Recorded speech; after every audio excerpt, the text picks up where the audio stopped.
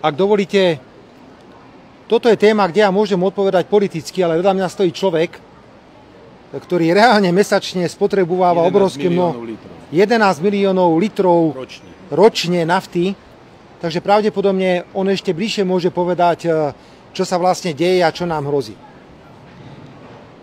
Vážení priatelia, vážené dámy a páni, pamätám si situáciu, kedy Slovensko potrebovalo plyn. A ja som lietal po celej Európe, bol som u pani Merkelovej, bol som u pána Putina, ale musel som ísť aj na Ukrajinu za vtedajšou predsedníčkou ukrajinskej vlády pani Tymošenkovou. Nielenže ma nechala čakať 3 hodiny pred dverami, ale ešte sa na nás aj vykašľala, hoci v tom čase Ukrajina mala plyn a Slovensku mohli pomôcť. Neurobili to. Keď však hrozilo, že Ukrajina zamrzne, bol na nás vytvorený obrovský tlak na Slovensku, musíte Ukrajine pomôcť. No tak sme pomohli, sme vymysleli tzv. Spätný chod plynu a nám by mohli Ukrajinci ruky boskávať, pretože nezamrzli vďaka plynu, ktorý Slovensko posielal na Ukrajinu v tom čase. Prišla vojna, ktorú nikto nechce. A dobre viete, že každý z nás odmieta použitie vojenskej sily. Na druhej strane ale to neznamená, že táto vojna oprávňuje pána Zelenského, prezidenta Ukrajiny, aby ohrozoval naše záujmy. Čo má Slovensko s vojnou na Ukrajine? Ja viem, že niektorí novinári to neradi počúvajú. Ale prečo Zelenský telefonuje na Európsku komisiu a hovorí, obmedzte možnosť získavania ruského jadrového paliva? Zelenský veľmi dobre vie, čo to znamená pre atomové elektrárne na Slovensku, aké je ťažké sa prispôsobiť jadrovému palivu, ktoré príde z iného prostredia. Vláda Slovenskej republiky, hoci my sme s tým nesúhlasili a ostro sme protestovali, poslala na Ukrajinu úplne všetko. Funkčný systém S-300, jediný, ktorý sme mali, systém protivzdušnej obrany. Dnes tu máme cudzích vojakov a cudzie rakety, ktoré ani neriadime, ani nekontrolujeme. Poslali tam transportéry, poslali tam obrovské množstvo munície a neviem čo všetko ešte. Táto vláda, keby im povedali, že rozmontujte atomovú elektráreň v Jaslovských Bohuniciach a darujte ju Zelenskému, tak by to jednoducho táto vláda urobila. Po tomto všetkom prišlo veľké poďakovanie. Ukrajina vypla ruskú ropu. Prosím, nenechajte sa klamať titulkami v novinách, lebo titulky v novinách klamú.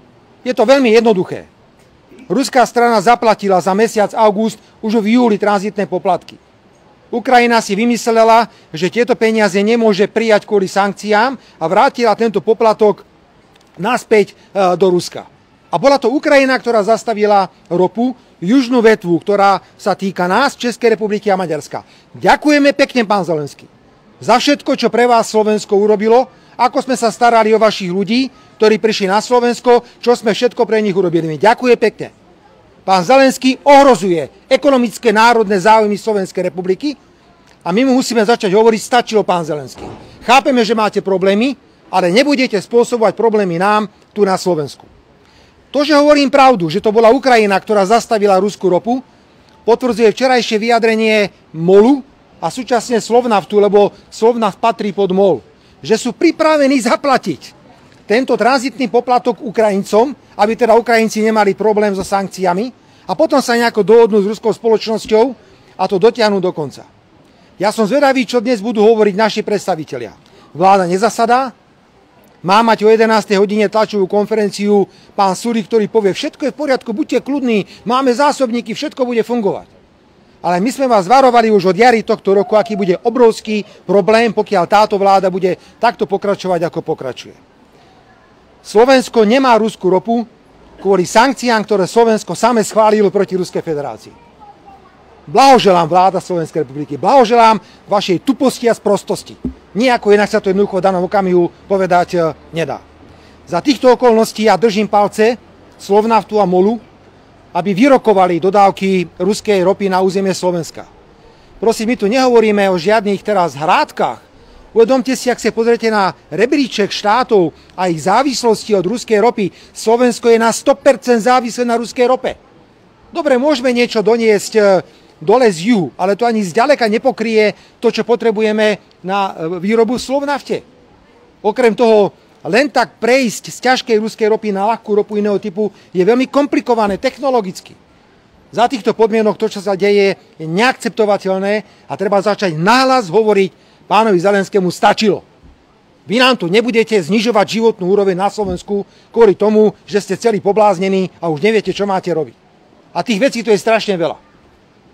Amnesty International vydáva správu, ktorá o niečom hovorí.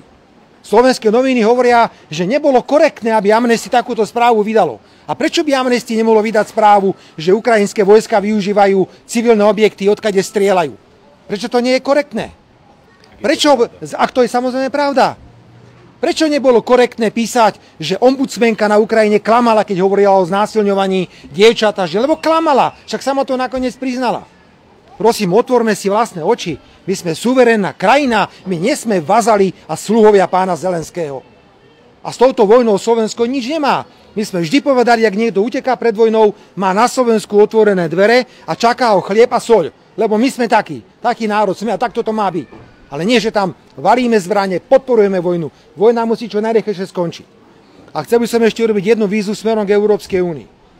Ja počúvam z Európskej únie len na plány, ako pokračovať vo vojne, ako poškodiť Rusko, ako prijať ďalšie sankcie. Čo keby tak Európska únia prišla konečne s nejakým plánom na mier?